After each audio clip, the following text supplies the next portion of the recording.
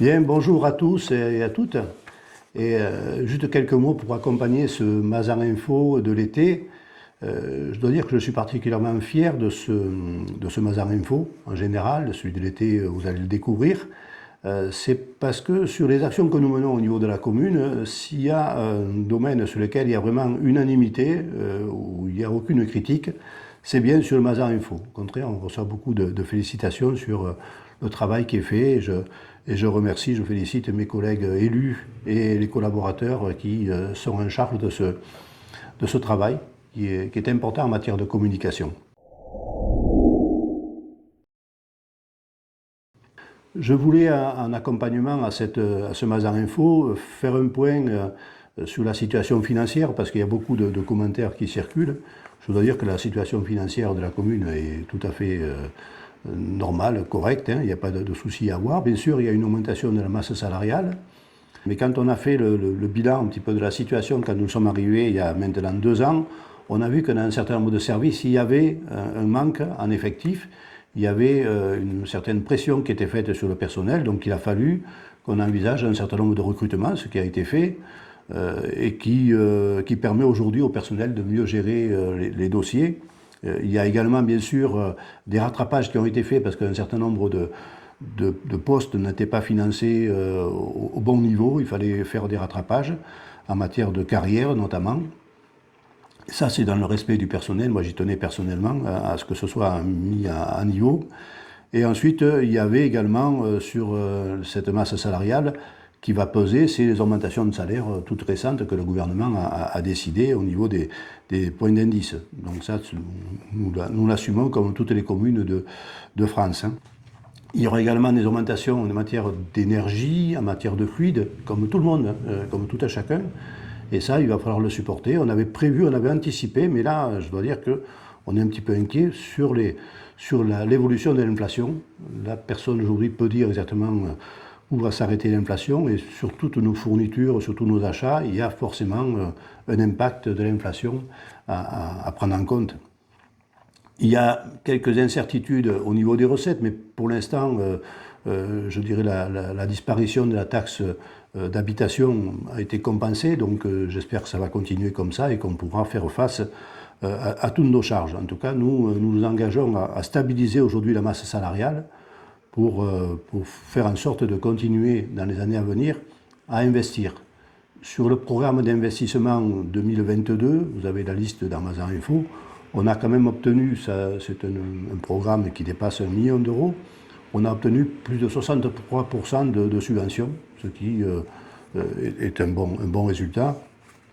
Et pour les investissements à venir, notamment le gymnase qui soulève beaucoup de questions, même par nos élus de l'opposition, qui pourtant avaient prévu aussi de construire le gymnase, mais je ne sais pas comment ils avaient prévu de le construire, puisque le prix qu'on annonce aujourd'hui, le prix courant d'un gymnase, leur fait un petit peu peur. Ce gymnase, il se fera pour nos sportifs, pour nos élèves de l'école de la Condamine, mais il se fera que si on obtient des subventions de l'ordre de 60 à 70%. Si le complément se fera sous forme d'emprunt, mais on ne partira pas si on n'a pas les subventions en face sur un programme aussi important.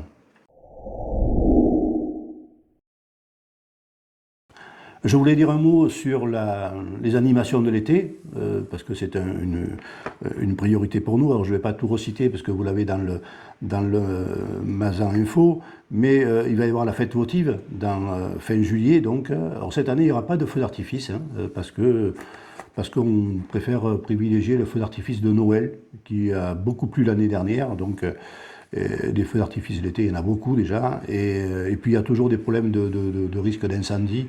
Donc, on a décidé de faire la fête votive sur 5 jours, mais ce sera 5 soirées que vous aurez.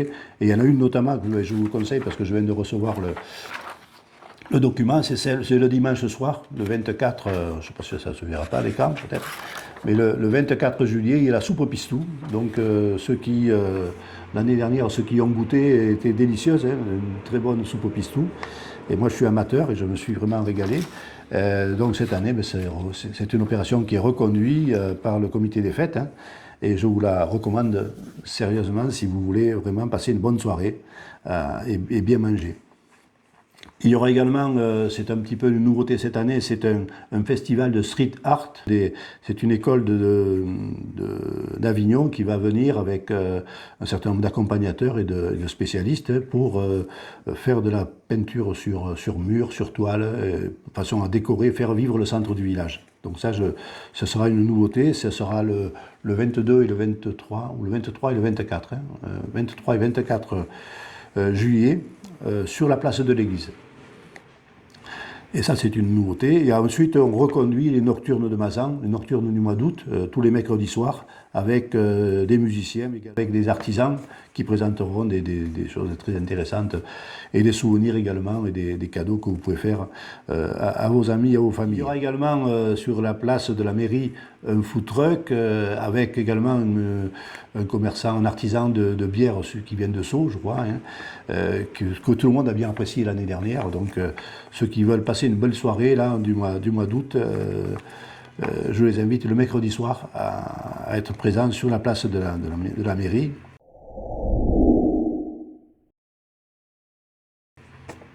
Je voulais dire, avant de clôturer, un mot sur le tourisme, parce qu'on n'a plus d'office du tourisme à Mazan, donc c'est une critique qui là est assez récurrente depuis que cet office du tourisme a été supprimé.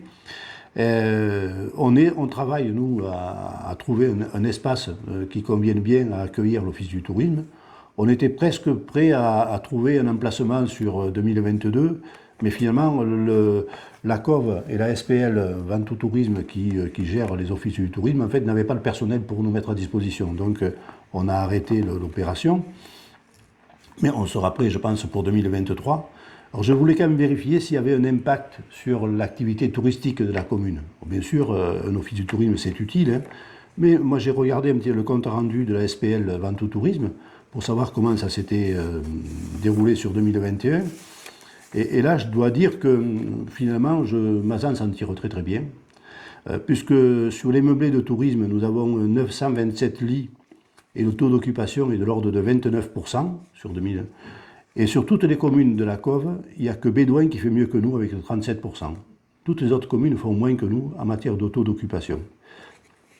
Au niveau des hôtels, nous avons 2 hôtels à Mazan. Sur le territoire de la COV, nous avons 27 hôtels plutôt, répartis sur 11 communes. Et là, sur Mazan, nous avons un taux d'occupation de 41%, alors que sur l'ensemble des hôtels du territoire de la COV, il n'y a que la Roque-sur-Perne et Gigondas qui ont un taux supérieur. Généralement, c'est des taux qui sont toujours inférieurs à 41%. Et sur les campings, nous avons 2 campings à Mazan. Il y a 11 communes qui ont des campings sur le territoire de la COV. Les campings de Mazan ont eu un taux d'occupation de 43%. Et c'est un très beau score, parce que la seule commune qui fait mieux que nous, c'est Sarrian, avec 56%.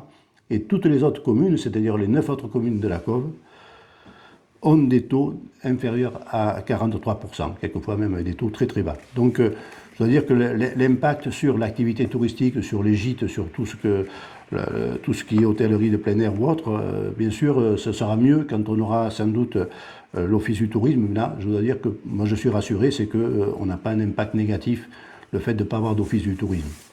Mais pour 2023, je pense qu'on sera prêt à avoir un outil opérationnel sur la commune.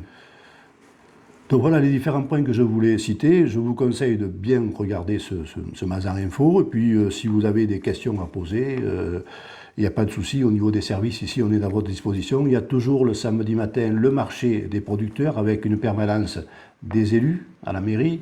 Il y a toujours le mercredi matin le marché au Fourrin, le marché hebdomadaire classique provençal sur la place du 8 mai.